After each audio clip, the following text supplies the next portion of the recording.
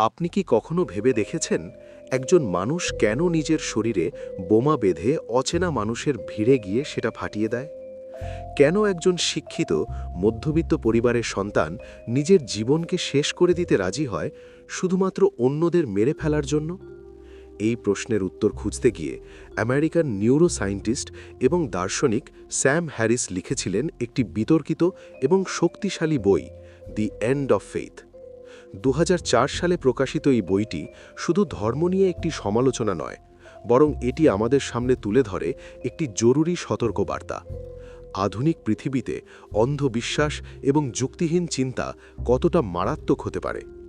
আজকের এই ভিডিওতে আমরা জানব স্যাম হ্যারিসের এই বইয়ের মূল যুক্তিগুলো এবং কেন তিনি মনে করেন যে ধর্মীয় বিশ্বাসের উপর নির্ভরতা আমাদের সভ্যতার জন্য একটি বিশাল হুমকি হয়ে দাঁড়িয়েছে। স্যাম হ্যারিস তার বইয়ে প্রথমেই একটা মৌলিক প্রশ্ন করেন: আমরা কেন কিছু বিশ্বাস করি? আমরা যখন বিজ্ঞান, গণিত বা ইতিহাসের কোনো বিষয়ে বিশ্বাস করি, তখন আমরা প্রমাণ চাই, যুক্তি চাই, তথ্য চাই। কিন্তু যখন ধর্মের কথা আসে, তখন আমরা প্রমাণ ছাড়াই বিশ্বাস করতে শুরু করি। এবং সবচেয়ে বিপজ্জনক বিষয় হল, এই বিশ্বাসকে প্রশ্ন করাটাই সমাজে একটা নিষিদ্ধ কাজ বলে গণ্য করা হয়। হ্যারিস বলেন, এই অন্ধবিশ্বাসই আমাদের সবচেয়ে বড় শত্রু।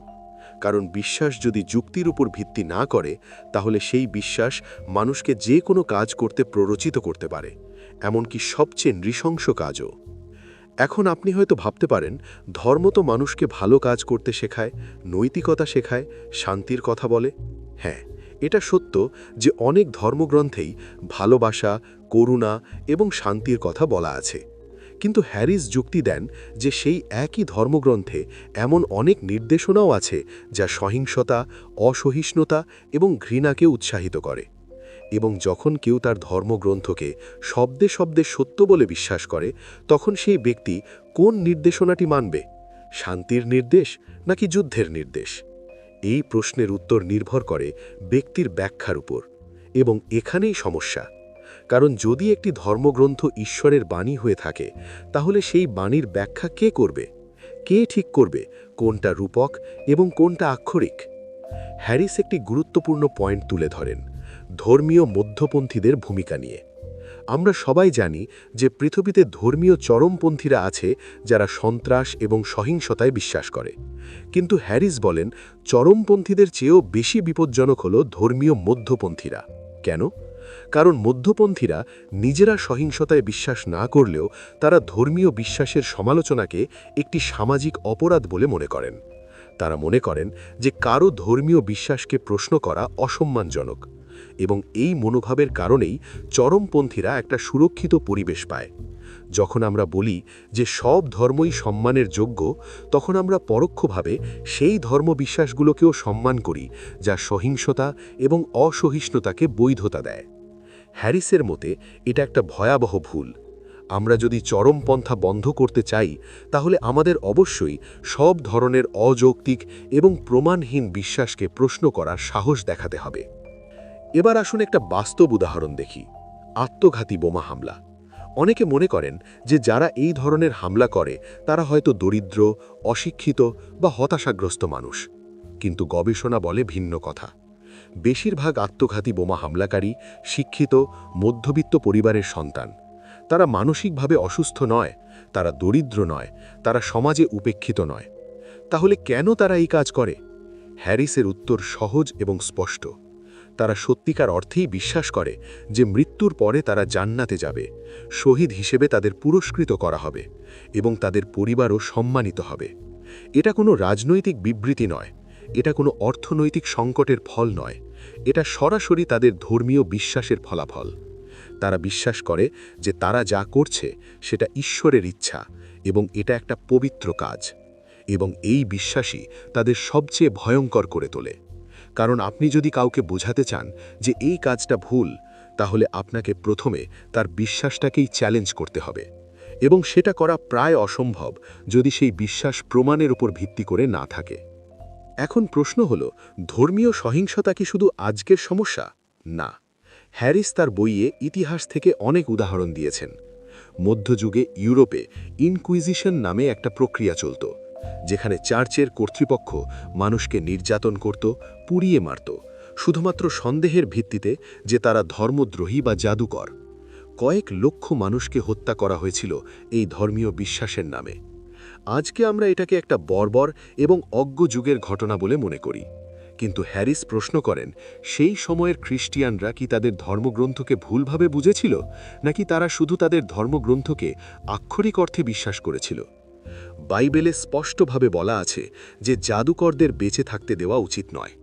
তাহলে সমস্যা কি ধর্মগ্রন্থে নাকি ব্যাখ্যায়? হ্যারিসের যুক্তি হল, যদি একটা ধর্মগ্রন্থে এমন নির্দেশনা থাকে যা সহিংসতাকে বৈধতা দেয়, তাহলে সেই ধর্মগ্রন্থই সমস্যার অংশ। আপনি কি মনে করেন যে ধর্ম শুধু ব্যক্তিগত বিষয় এবং এটা কারো ক্ষতি করে না যদি তারা নিজেদের মতো করে বিশ্বাস করে? এই প্রশ্নের উত্তর খুঁজতে আমাদের দেখতে হবে যে ধর্ম কিভাবে আইন এবং নীতিকে প্রভাবিত করে। হ্যারিস আমেরিকার উদাহরণ দিয়ে দেখান যে কিভাবে ধর্মীয় বিশ্বাস সরকারি নীতিকে প্রভাবিত করে এবং মানুষের জীবনে বাস্তব ক্ষতি করে। উদাহরণস্বরূপ স্টেম সেল রিসার্চ। এই গবেষণা অসংখ্য রোগের চিকিৎসায় বিপ্লব আনতে পারত, cancer, Parkinson's, spinal cord injury. কিন্তু আমেরিকায় দীর্ঘদিন ধরে এই গবেষণায় বাধা দেওয়া হয়েছিল, কারণ কিছু ধর্মীয় গ্রুপ মনে করত যে একটা ভ্রূণ হলো একটা পূর্ণাঙ্গ মানুষ এবং সেই ভ্রূণ থেকে স্টেম সেল নেওয়া হত্যার সমান। এই বিশ্বাসের কারণে লক্ষ লক্ষ মানুষ যারা চিকিৎসা পেতে পারত তারা বঞ্চিত হল। হ্যারিস প্রশ্ন করেন, যদি সেই ভ্রূণগুলো যেভাবেই হোক ধ্বংস হয়ে যাচ্ছে, কারণ সেগুলো ইন ভিট্রো ফার্টিলাইজেশনের অতিরিক্ত ভ্রূণ, তাহলে সেগুলো দিয়ে গবেষণা করে লক্ষ লক্ষ মানুষের জীবন বাঁচানো কি বেশি নৈতিক? কিন্তু ধর্মীয় বিশ্বাস যুক্তির উপরে স্থান পেয়ে গেল এবং বিজ্ঞান পিছিয়ে গেল। একইভাবে মাদকদ্রব্য নীতি। আমেরিকায় লক্ষ লক্ষ মানুষ জেলে বন্দী আছে শুধুমাত্র মাদক সেবনের জন্য। এই নীতি কার্যকর নয়, এটা ব্যয়বহুল এবং এটা মানুষের জীবন নষ্ট করছে। কিন্তু কেন এই নীতি চলছে? হ্যারিসের মতে এটা একটা নৈতিক দৃষ্টিভঙ্গির ফল, যা মূলত ধর্মীয় বিশ্বাসের উপর ভিত্তি করে। মাদক সেবন একটা পাপ এবং পাপীদের শাস্তি দিতে হবে, এই মনোভাবই এই নীতির পেছনে কাজ করছে। কিন্তু যদি আমরা যুক্তিসঙ্গতভাবে দেখি তাহলে বুঝতে পারব যে মাদকাসক্তি একটা স্বাস্থ্য সমস্যা, একটা অপরাধ নয়, এবং এটাকে চিকিৎসার মাধ্যমে সমাধান করা উচিত, কারাগারের মাধ্যমে নয়। কিন্তু ধর্মীয় নৈতিকতা এই যুক্তিসঙ্গত সমাধানকে বাধা দিচ্ছে।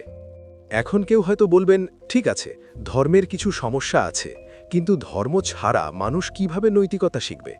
কিভাবে মানুষ ভালো এবং মন্দের পার্থক্য বুঝবে? এটা একটা খুব সাধারণ যুক্তি যা অনেকেই দেন। কিন্তু হ্যারিস বলেন এই যুক্তি সম্পূর্ণ ভুল। নৈতিকতার জন্য ধর্মের প্রয়োজন নেই। আমরা কিভাবে জানি? কিন্তু ধর্মীয় বিশ্বাস যুক্তির উপরে স্থান পেয়ে গেল এবং বিজ্ঞান পিছিয়ে গেল। একইভাবে মাদকদ্রব্য নীতি। আমেরিকায় লক্ষ লক্ষ মানুষ জেলে বন্দী আছে শুধুমাত্র মাদক সেবনের জন্য। এই নীতি কার্যকর নয়, এটা ব্যয়বহুল এবং এটা মানুষের জীবন নষ্ট করছে। কিন্তু কেন এই নীতি চলছে?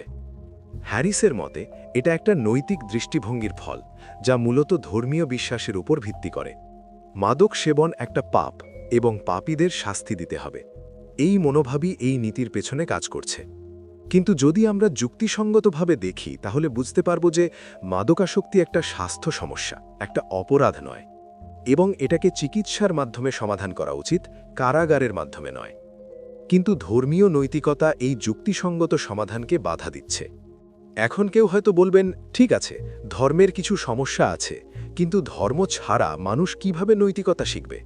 কিভাবে মানুষ ভালো এবং মন্দের পার্থক্য বুঝবে? এটা একটা খুব সাধারণ যুক্তি যা অনেকেই দেন। কিন্তু হ্যারিস বলেন এই যুক্তি সম্পূর্ণ ভুল। নৈতিকতার জন্য ধর্মের প্রয়োজন নেই। আমরা কিভাবে জানি? কারণ পৃথিবীতে লক্ষ লক্ষ মানুষ আছে যারা কোনো ধর্ম মানে না, কিন্তু তারা অত্যন্ত নৈতিক এবং দায়িত্বশীল জীবনযাপন করে। স্ক্যান্ডিনেভিয়ান দেশগুলো, সুইডেন, নরওয়ে, ডেনমার্ক, পৃথিবীর সবচেয়ে কম ধার্মিক দেশ, কিন্তু তারা একই সাথে সবচেয়ে শান্তিপূর্ণ, সমৃদ্ধ এবং নৈতিক সমাজ। তাহলে এটা স্পষ্ট যে নৈতিকতা ধর্ম থেকে আসে না। নৈতিকতা আসে আমাদের মানবিক সহানুভূতি, যুক্তিবোধ এবং অন্যের ভোগান্তি কমানোর ইচ্ছা থেকে। হ্যারিস আরও একটা গুরুত্বপূর্ণ পয়েন্ট তুলে ধরেন। তিনি বলেন যে অনেক ধর্মীয় বিশ্বাস মূলত সেকেলে এবং বর্তমান যুগের সাথে খাপ খায় না। যেমন অনেক ধর্মগ্রন্থে নারীদের পুরুষের চেয়ে নিচু মর্যাদা দেওয়া হয়েছে, দাসত্বকে বৈধতা দেওয়া হয়েছে, সমকামীদের মৃত্যুদণ্ডের নির্দেশ দেওয়া হয়েছে। আজকে আমরা এইসব বিষয়কে অনৈতিক বলে মনে করি, কিন্তু যদি ধর্মগ্রন্থ সত্যিই ঈশ্বরের বাণী হয়, তাহলে কেন আমরা এই অংশগুলো উপেক্ষা করি? উত্তর হল, কারণ আমরা জানি যে এগুলো ভুল, এবং আমরা এটা জানি কারণ আমাদের নৈতিক বোধ ধর্মগ্রন্থের চেয়ে এগিয়ে গেছে। কিন্তু তাহলে প্রশ্ন হল, যদি আমরা ধর্মগ্রন্থের কিছু অংশ উপেক্ষা করি কারণ সেগুলো অনৈতিক, তাহলে কেন আমরা পুরো ধর্মগ্রন্থকে ঈশ্বরের বাণী বলে মানি? হ্যারিসের মতে এটা একটা দ্বৈত মানদণ্ড, এবং এটা যুক্তিসঙ্গত নয়। এবার আসুন একটু ভিন্ন দিক থেকে চিন্তা করি। ধর্ম কি শুধুই সমস্যা, নাকি ধর্মের কিছু ভালো দিকও আছে? হ্যারিস স্বীকার করেন যে মানুষের আধ্যাত্মিক অভিজ্ঞতা এবং মর্মী চেতনা বা মিস্টিসিজম বাস্তব এবং গুরুত্বপূর্ণ। মানুষ ধ্যান, প্রার্থনা বা অন্যান্য আধ্যাত্মিক অনুশীলনের মাধ্যমে এক ধরনের শান্তি, আত্মসংযোগ এবং মহাবিশ্বের সাথে একাত্মতার অনুভূতি পায়। কিন্তু হ্যারিস যুক্তি দেন যে এই অভিজ্ঞতার জন্য কোনো অলৌকিক বা অবৈজ্ঞানিক বিশ্বাসের প্রয়োজন নেই। তিনি নিজে বৌদ্ধ ধ্যানের অনুশীলন করেছেন এবং বলেন যে আধ্যাত্মিকতা সম্পূর্ণভাবে বৈজ্ঞানিক পদ্ধতিতে অর্জন করা সম্ভব। চেতনা এবং মস্তিষ্কের অধ্যয়নের মাধ্যমে আমরা বুঝতে পারি যে এই আধ্যাত্মিক অভিজ্ঞতাগুলো মূলত আমাদের মস্তিষ্কের বিভিন্ন অংশের কার্যকলাপের ফল, এবং এগুলোকে গবেষণা করা যায়, বোঝা যায় এবং চর্চা করা যায় কোনো ধর্মগ্রন্থ বা অতিপ্রাকৃত শক্তিতে বিশ্বাস না করে। হ্যারিসের মতে সত্যিকারের আধ্যাত্মিকতা হল আমাদের চেতনা এবং অভিজ্ঞতার প্রকৃতি বোঝার একটা যুক্তিসঙ্গত পথ, কোনো অন্ধবিশ্বাসের নয়। এখন আসুন আমরা একটা কঠিন প্রশ্নের মুখোমুখি হই।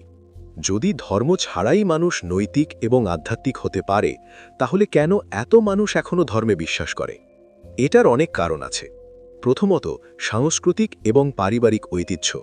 বেশিরভাগ মানুষ যে ধর্মে বিশ্বাস করে সেটা তারা নিজেরা বেছে নেয়নি, বরং সেটা তাদের জন্মের সময় থেকে শেখানো হয়েছে। দ্বিতীয়ত, সামাজিক চাপ। অনেক সমাজে ধর্ম ত্যাগ করা একটা সামাজিক আত্মহত্যার সমান। তৃতীয়ত, মৃত্যুর ভয়। মানুষ মরতে ভয় পায়, এবং ধর্ম একটা আশ্বাস দেয় যে মৃত্যুর পরেও জীবন আছে। চতুর্থত, অর্থের খোঁজ। মানুষ চায় যে তাদের জীবনের একটা বড় উদ্দেশ্য থাকুক, এবং ধর্ম সেই উদ্দেশ্য প্রদান করে। কিন্তু হ্যারিস বলেন এই সব কারণই মানসিক আরামের জন্য, এগুলো সত্যের প্রমাণ নয়। শুধুমাত্র কিছু বিশ্বাস করা আরামদায়ক হলেই সেটা সত্য হয়ে যায় না। আমাদের উচিত সত্যের সন্ধান করা, আরামের নয়। হ্যারিসের একটা বড় যুক্তি হল যে আমরা এখন এমন এক যুগে বাস করছি যেখানে ভুল বিশ্বাসের পরিণাম আগের চেয়ে অনেক বেশি ভয়ঙ্কর। মধ্যযুগে যদি একদল মানুষ অন্য একদলকে হত্যা করত ধর্মীয় কারণে, তাহলে সেটা সীমিত ছিল তলোয়ার এবং বর্ষার মধ্যে।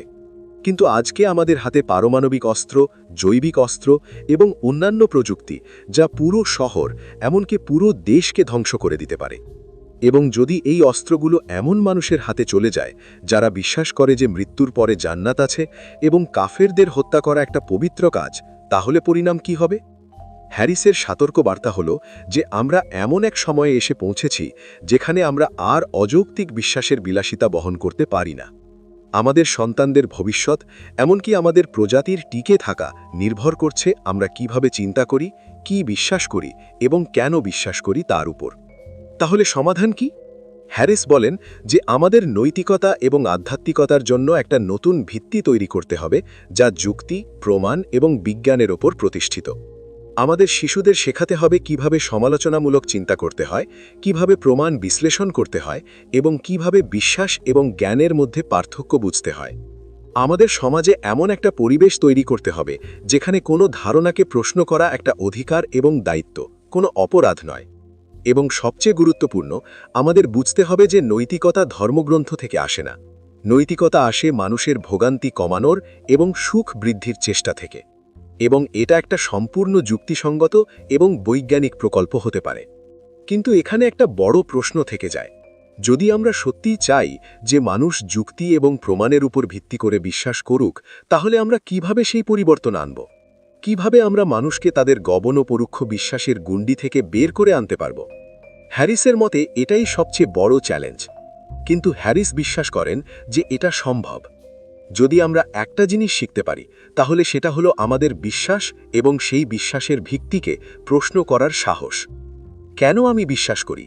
এই প্রশ্নটি মানুষের প্রতিটি সিদ্ধান্তের মধ্যে আনা উচিত। কিভাবে আমরা মানুষকে তাদের গভীর প্রথিত বিশ্বাস পরিবর্তন করতে রাজি করাবো? এটা একটা অত্যন্ত কঠিন কাজ, কারণ বিশ্বাস শুধু মস্তিষ্কের একটা বিষয় নয়। এটা আবেগ, পরিচয় এবং সামাজিক সম্পর্কের সাথে গভীরভাবে জড়িত। হ্যারিস স্বীকার করেন যে এটা সহজ হবে না, কিন্তু তিনি মনে করেন যে এটা সম্ভব এবং এটা করা অত্যাবশ্যক। প্রথম পদক্ষেপ হলো সৎ এবং খোলামেলা কথোপকথন। আমাদের ধর্মীয় বিশ্বাস নিয়ে কথা বলতে ভয় পাওয়া বন্ধ করতে হবে। আমাদের প্রশ্ন করতে হবে, চ্যালেঞ্জ করতে হবে এবং মানুষকে তাদের বিশ্বাসের পক্ষে প্রমাণ দিতে বলতে হবে। দ্বিতীয় পদক্ষেপ হলো শিক্ষা। যদি আমরা চাই যে পরবর্তী প্রজন্ম আরও যুক্তিবাদী হোক, তাহলে আমাদের তাদের বিজ্ঞান, যুক্তি এবং সমালোচনামূলক চিন্তার শিক্ষা দিতে হবে। আমাদের স্কুলগুলোতে ধর্মনিরপেক্ষ নৈতিকতা শেখাতে হবে, যেখানে শিশুরা শিখবে কিভাবে সহানুভূতি, করুণা এবং ন্যায়ের ভিত্তিতে সিদ্ধান্ত নিতে হয়, কোনো ধর্মগ্রন্থের নির্দেশের ভিত্তিতে নয়। তৃতীয় পদক্ষেপ হলো নীতি সংস্কার। আমাদের নিশ্চিত করতে হবে যে আমাদের আইন এবং নীতি যুক্তি এবং প্রমাণের উপর ভিত্তি করে তৈরি হয়, কোনো ধর্মীয় মতবাদের ওপর নয়। এবং চতুর্থ পদক্ষেপ হলো সাহস। আমাদের সাহস দরকার অপ্রিয় সত্য বলার, জনপ্রিয় বিশ্বাসকে চ্যালেঞ্জ করার এবং সামাজিক চাপের মুখে দাঁড়ানোর। এবার একটা ব্যক্তিগত প্রশ্ন করি। আপনার কাছে কি এমন কোনো বিশ্বাস আছে যা আপনি কখনো প্রশ্ন করেননি? এমন কোনো ধারণা যা আপনি ধরে নিয়েছেন সত্য কিন্তু কখনো যাচাই করেননি? হ্যারিসের বইয়ের সবচেয়ে বড় শিক্ষা হলো যে আমাদের সবাইকে আমাদের নিজেদের বিশ্বাসের প্রতি সৎ থাকতে হবে। যদি আমরা সত্যি সত্যের সন্ধান করি, তাহলে আমাদের প্রশ্ন করতে ভয় পাওয়া উচিত নয়, এমনকি যদি সেই প্রশ্নগুলো আমাদের গভীর প্রথিত বিশ্বাসকে চ্যালেঞ্জ করে। কারণ শেষ পর্যন্ত সত্য যতই অস্বস্তিকর হোক না কেন, সেটা ভুল বিশ্বাসের আরামদায়ক মিথ্যের চেয়ে ভালো। হ্যারিসের বই দি এন্ড অফ ফেথ একটা বিতর্কিত বই, এতে কোনো সন্দেহ নেই। অনেক মানুষ এই বইকে ধর্মের ওপর আক্রমণ বলে মনে করেন এবং হ্যারিসকে অসহিষ্ণু বলে অভিযুক্ত করেন, কিন্তু আমি মনে করি যে তার বার্তাকে এভাবে দেখা ভুল হবে। হ্যারিস ধর্মীয় মানুষদের ঘৃণা করেন না, তিনি তাদের বিশ্বাসের সমালোচনা করেন, এবং সমালোচনা একটা স্বাস্থ্যকর এবং প্রয়োজনীয় প্রক্রিয়া। আমরা যদি আমাদের ধারণা এবং বিশ্বাসকে সমালোচনার মুখোমুখি না করি, তাহলে আমরা কিভাবে জানব যে সেগুলো সত্য? হ্যারিসের উদ্দেশ্য হলো একটা এমন পৃথিবী তৈরি করা যেখানে মানুষ যুক্তি, সহানুভূতি এবং প্রমাণের ভিত্তিতে সিদ্ধান্ত নেয়, কোনো প্রাচীন ধর্মগ্রন্থের নির্দেশের ভিত্তিতে নয়। এখন কেউ হয়তো বলবেন যে হ্যারিস শুধু ইসলাম এবং খ্রিস্ট ধর্মের সমালোচনা করেছেন, কিন্তু অন্যান্য ধর্ম সম্পর্কে কি? বাস্তবে হ্যারিসের যুক্তি সব ধর্মের ক্ষেত্রেই প্রযোজ্য, যেখানে প্রমাণ ছাড়া বিশ্বাস করার উপর জোর দেওয়া হয়। হিন্দু ধর্ম, ইহুদি ধর্ম, বৌদ্ধ ধর্ম, প্রতিটি ধর্মেই এমন কিছু বিশ্বাস এবং অনুশীলন আছে যা যুক্তির পরীক্ষায় টেকে না। তবে হ্যারিস বৌদ্ধ ধর্মের ধ্যান এবং মাইন্ডফুলনেসের চর্চাকে প্রশংসা করেছেন, কারণ এগুলো মূলত বৈজ্ঞানিক পদ্ধতি এবং এগুলো পরীক্ষা করা যায়। কিন্তু পুনর্জন্ম, কর্ম এবং অন্যান্য অতিপ্রাকৃত বিশ্বাস, এগুলোরও তিনি সমালোচনা করেছেন। তার বার্তা সার্বজনীন। যে কোনো বিশ্বাস যা প্রমাণ ছাড়া ধারণ করা হয়, সেটা সমালোচনার যোগ্য। এই পুরো আলোচনার পর আমরা কোথায় দাঁড়িয়ে আছি? দি এন্ড অফ ফেথ বইটি আমাদের একটা গুরুত্বপূর্ণ প্রশ্নের সামনে দাঁড় করাচ্ছে। আমরা কি এমন একটা পৃথিবী চাই যেখানে মানুষ তাদের বিশ্বাসের জন্য একে অপরকে হত্যা করে, নাকি আমরা এমন একটা পৃথিবী চাই যেখানে মানুষ যুক্তি, সহানুভূতি এবং বিজ্ঞানের ভিত্তিতে একসাথে বসবাস করে? এই প্রশ্নের উত্তর আমাদের ভবিষ্যৎ নির্ধারণ করবে। হ্যারিস আমাদের সতর্ক করে দেন যে আমাদের সময় ফুরিয়ে আসছে।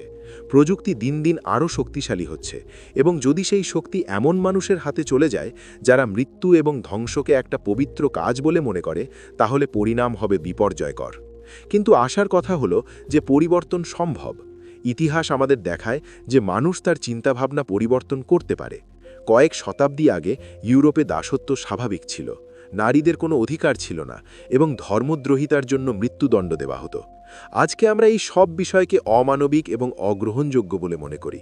তাহলে কেন আমরা আশা করতে পারি না যে ভবিষ্যতে মানুষ ধর্মীয় অসহিষ্ণুতা এবং অন্ধবিশ্বাসকেও একইভাবে দেখবে?